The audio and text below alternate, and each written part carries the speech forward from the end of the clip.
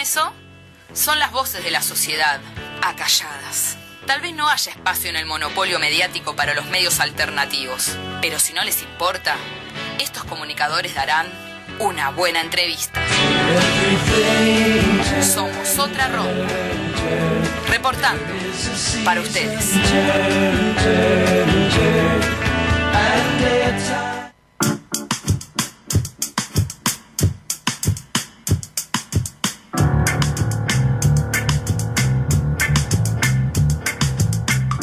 Seguimos acá en Otra Ronda con nuestra segunda entrevista de la noche, esta vez con Juan Mascaró, uno de los realizadores de la película Bazán Frías, Elogio del Crimen. Buenas noches, Juan.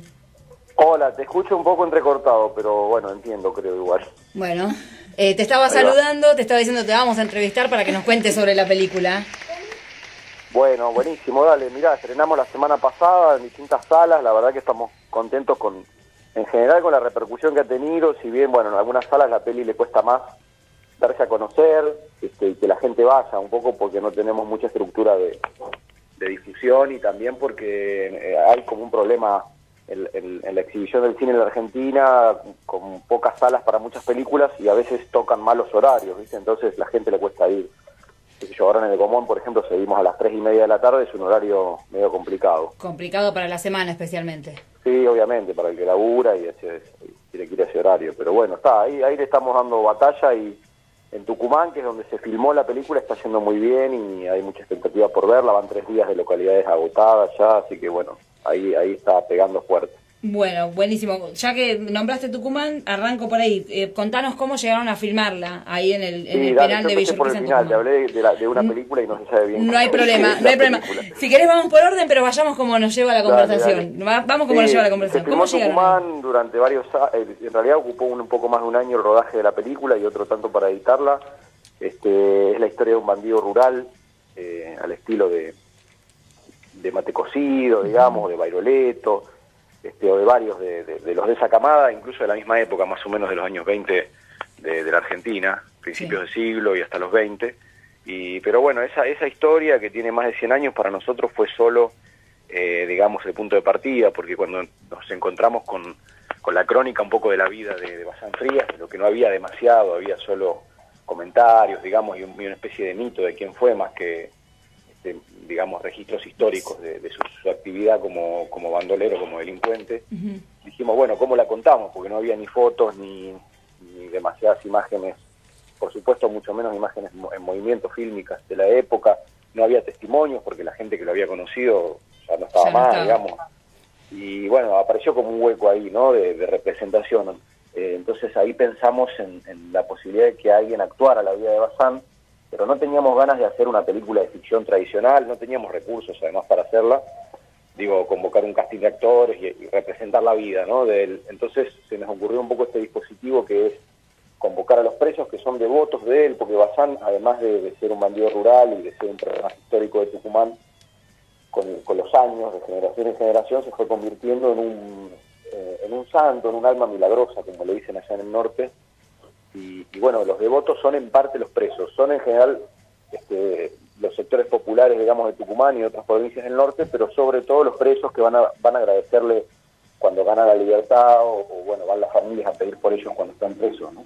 Así que ese es el puente un poco, plantearles a un grupo de presos dentro de la cárcel de San Miguel de Tucumán, el penal de Villa Urquiza, que representen unas 8 o 10 escenas de la vida de Bazán Frías, que surgían de una novela que habíamos encontrado. Y bueno, la peli cuenta las dos cosas un poco, pues cuenta la historia de Bazán, pero también cuenta ese proceso, ese taller que duró un año y todas las cosas que pasan en la cárcel mientras la película va avanzando. Claro, o sea, el taller se formó a raíz de la idea de ustedes de hacer una película, que los presos actúen en la película. Tal cual, sí, el taller no existía antes, se hizo para la película y fue un taller de teatro en principio, donde fueron 2 talleristas, compañeros, parte del grupo, del equipo, y una actriz también, Alejandra, que está representada en la película y cuenta un poco también su experiencia mientras la película va avanzando. Les escribió unos textos cuando terminó o cuando iba promediando, digamos, el rodaje de la película, reflexionando en torno a una experiencia que fue muy intensa porque ella era la única mujer en la cárcel, digamos, y además Ale viene de de alguno de los lugares, de uno de los barrios de donde son algunos de los presos, o sea que tiene algún vínculo, alguna raíz común ahí con muchos de ellos. Entonces ahí apareció otra tercer parte, digamos, de la historia, ¿no? La experiencia de Ale, que es un poco la que condensa nuestra propia experiencia también como grupo y en diálogo con ellos. Pero el tercer, claro, se hizo para la película y se propuso a un grupo de presos y ahí están los que quisieron participar, digamos. ¿Y se rodó íntegramente en la cárcel o hay escenas hechas en otro lado? No, se rodó, mirá, te diría en un 90%. Puede haber alguna escena de la calle, de cuando estamos llegando, no mucho más que eso, algunas tomas hechas en las calles de Tucumán, pero muy descriptivas. La narración centralmente y las acciones de los protagonistas ocurren en un 90% dentro de la cárcel, porque tanto el taller como las ficciones, puesto que los presos no podían salir, obviamente, obvio, se hicieron dentro de la cárcel, en un espacio ahí que hay dentro del predio del penal, que vino al pelo, digamos, porque es tal el estado de abandono y de desprotección en un punto que tiene el espacio donde ellos están viviendo, hacinados, porque es un penal sobrepoblado como muchos de los de Argentina, digamos. Pero digo, todo esto permitió que en un espacio que son como ruinas que hay a un costado ahí, se filmaran escenas de época, imitando un poco los años 20, sin que esto... sin que se necesite una escenografía. Claro, sin necesitar una escenografía, tal cual. Me cuesta explicarlo, pero porque recuerdo mientras te cuento las vivencias, ¿no? Más que uno se distrae un poco porque es una historia que te cruza y no es algo que uno pueda contar así tan desde afuera ni tan fácilmente. Claro, en la Gacetilla leí que decían que había una modificación, que al trabajar con los presos hubo una modificación, no solo en la película, sino en la percepción de ustedes mismos sobre el delito. Sí, absolutamente. Nosotros primero, digamos, al ser una experiencia colectiva que tiene, digamos, algunos roles, obviamente, en la definición del proceso de la película, hubo quien dirigió los actores, que fue Lucas García, hubo una sonidista, que fue Virginia Agüero, hubo otra compañera que hizo el arte, Carolina, bueno, varios de nosotros. Yo monté la película, dirigí en parte también, pero el proceso fue colectivo en el sentido de que desde el principio nosotros discutimos qué queríamos contar y qué mirada teníamos acerca de lo que íbamos encontrando, ¿no? Y el final también, digamos, cuando el material estuvo, volvimos a discutir entre todos un poco qué veíamos y qué queríamos sintetizar y decir de eso que habíamos ya vivido y ya filmado. El proceso de montaje, ¿no? Más allá del laburo técnico que se hizo, el dispositivo de hacer síntesis que tiene el montaje lo definimos un poco grupalmente, colectivamente. Entonces todo eso implicó poner ahí en común un montón de miradas que había sobre el tema y llegar a alguna síntesis. Y esa fue una modificación muy profunda, empezando por el lugar que uno le asigna a los presos en la sociedad, quiénes creen que son, digamos, quién cree uno que son ellos, ¿no? Cuando uno ingresa a un penal. Y bueno, esa mirada media monstruosa que tiene la sociedad sobre esas personas que están ahí se fue modificando, no porque creamos que son, digamos, bebés de pecho, sino porque empezamos a establecer vínculos que nos acercaron a sus propias historias, a sus propias biografías, y eso ya fue modificando la cosa, ¿no? Incluso se dio una suerte de complicidad de ellos para con nosotros, donde empezaron a hablar del delito de otra manera y no de la forma en que uno en general entabla los primeros vínculos y charlas que bueno, son muy superficiales, ¿no? Y reproducen más bien un discurso que es un discurso bien intencionado, digamos, y de corrección política, que es un poco lo que el preso intuye que el que va de afuera quiere escuchar. Claro, o sea, no tanto lo que tiene para decir. Claro, se abrieron los muchachos. Se abrieron, empezaron a hablar del delito y del crimen como un oficio, como una especie de trabajo, con sus ramas, con sus... hay momentos que son, digamos, hasta medio tragicómicos en la película, pero bueno, el fondo de todo esto es bastante triste para nosotros y trágico, porque de la cantidad de jóvenes, digamos, que participaron, hay 2 o 3 ya que murieron, en distintas circunstancias, dentro de la cárcel, luego cuando salieron, bueno, de distintas maneras, pero es una existencia muy dura, digamos, la que les toca a ellos dentro de la cárcel y después cuando salen también, ¿no? Unos proyectos de vida que son truncos en alguna medida y que uno percibe, digamos, cómo van a terminar en muchos casos, así que fue difícil ahí también esa tarea y ese vínculo, sabiendo que uno también corría otra suerte, digamos. Uno sale de ahí y ellos quedan, ¿no? De alguna forma eso nos marcó también a nosotros. Claro, claro, sí. Vos salís y te vas a tu casa y ellos capaz si salen en el momento que tienen la libertad, no, capaz que ya no tienen casa donde ir, seguramente. Tal cual, ¿no? Casos, Y además no sé, nosotros intentamos ser honestos, digamos, con esa diferencia, no nos disfrazamos de ellos, ¿no? Digo, la película cuenta quiénes son, creo que tiene momentos muy honestos, muy brutales también en algún punto, pero nosotros todo el tiempo intentamos reflexionar sobre la distancia que nos separaba de ellos y qué nos pasaba con eso, y eso está expresado en parte en la peli también a través del personaje de Alejandra, un poco de esta actriz que iba de afuera. Una pregunta que también me hice mientras que leía todo sobre la película. ¿Hubo un tiempo de esparcimiento o fue todo palo y palo, filmar? O sea, no había lugar para más allá de estas charlas, ¿no? Que vos nos contás que tenés. Sí, no, dentro del taller y de la cárcel decís o en el laburo nuestro en general. No, lo que vos quieras. Si hubo algún Las dos momento. cosas, bueno, sí, porque en el nuestro hubo baches, hubo momentos donde nosotros paramos la película, nos pusimos a pensar un poco, en un momento nos pusimos a leer cosas de criminalidad para entender un poco, porque todo se va ampliando, se va complejizando y llega un momento que parece que no entendés nada también, ¿viste? O sea, el encarar un tema desde la práctica concreta tiene para mí, creo que tiene un lugar muy intenso, de mucha frontalidad, pero también tiene el peligro de creer que lo que estás viendo es lo único que pasa, digamos, de alguna manera, ¿no? Y no ver cuestiones estructurales que por ahí no están visibles y uno las tiene que encontrar en otros lados. Así que muchas veces hicimos como ese movimiento de distanciamiento de lo que estábamos viviendo, y entonces parábamos, volvimos. Bueno, de hecho en la cárcel se laburó a full 3 o 4 meses, después se paró como 4 más, y volvimos un último mes a filmar cosas que creíamos que necesitábamos, a llevar otros interrogantes, qué sé yo. Eso en el laburo nuestro. Y adentro de la cárcel hubo momentos, sí, de esparcimiento, de festejo también, cuando se terminó la película.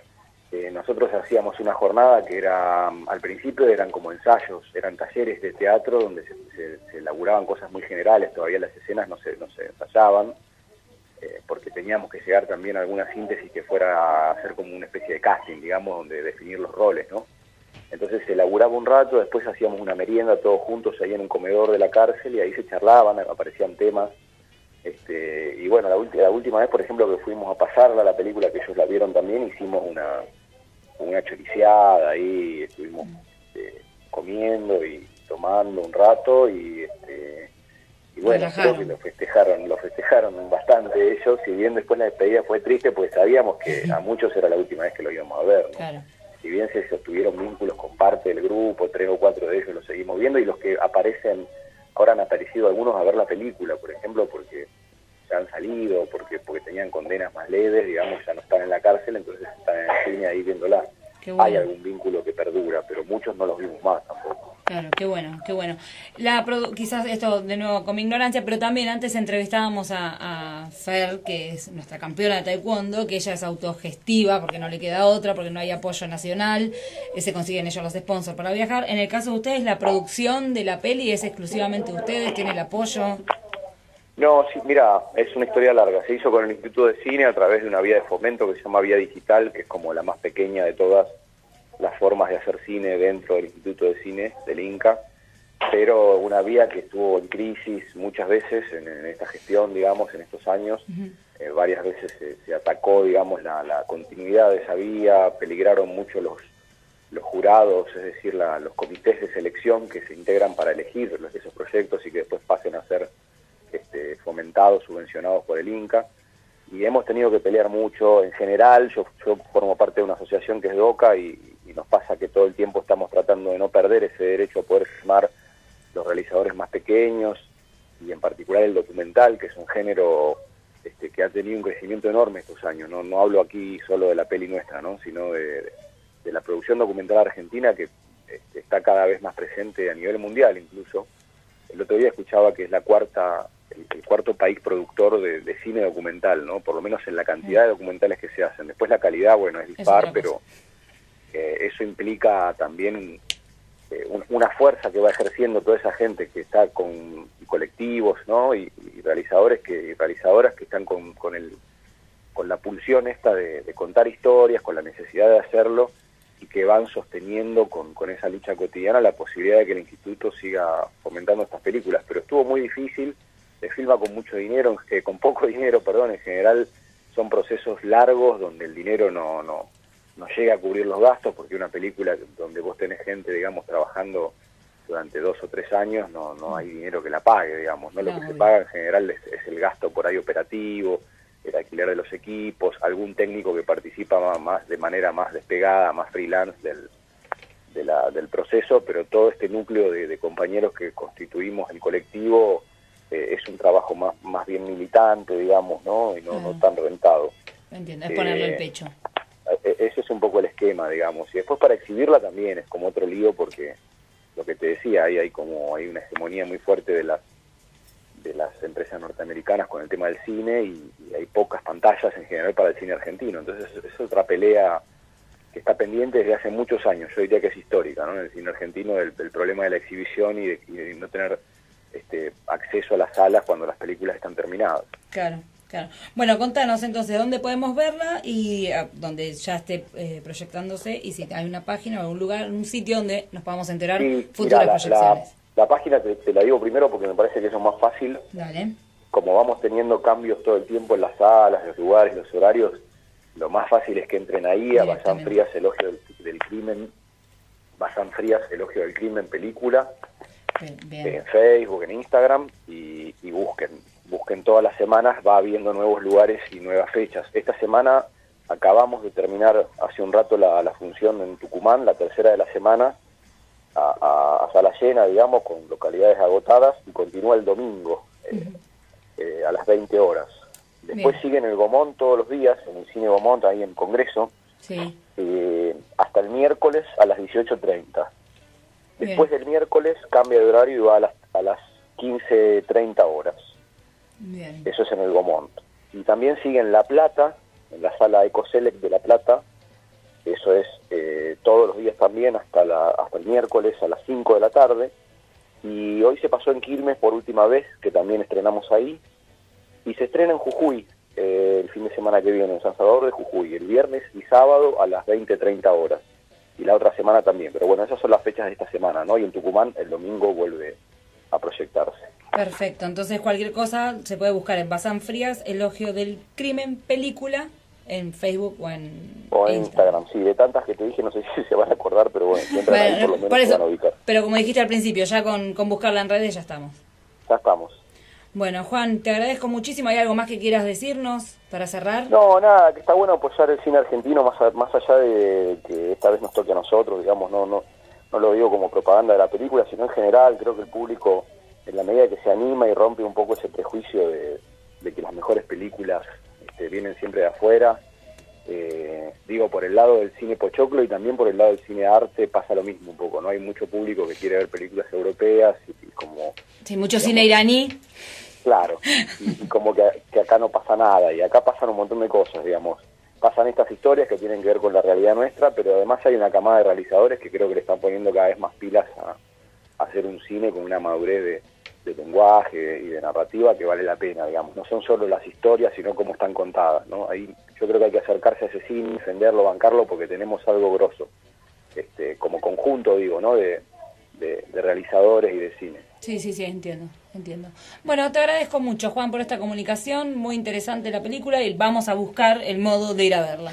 Dale, les agradezco por el tiempo y les mando un saludo a ustedes y a la audiencia. Bueno, muchísimas gracias.